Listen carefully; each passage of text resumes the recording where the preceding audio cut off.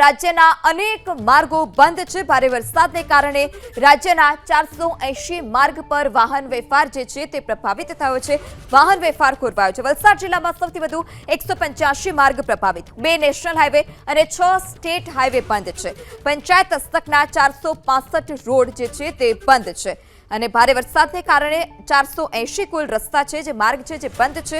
વલસાડ જિલ્લામાં સૌથી વધારે 185 માર્ગ પ્રભાવિત થયા। સુરતના 41, મહીસાગરના 39 માર્ગ બંધ છે, જેને લઈ વાહન વ્યવહાર ચોક્કસપણે ખોરવાયો છે। આ તરફ નવસારીના 30 અને પોરબંદરના 24 માર્ગ પર વાહન વ્યવહાર પ્રભાવિત છે।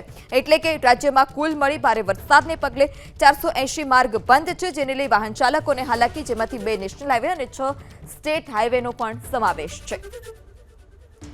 આગળ વાત થરાદની, તો થરાદ પંથકમાં ભારે વરસાદ। આજાવાડાથી રામપુરાના મુખ્ય માર્ગ પર વૃક્ષ ધરાશાય થતા વાહન ચાલકોને પણ હાલાકી।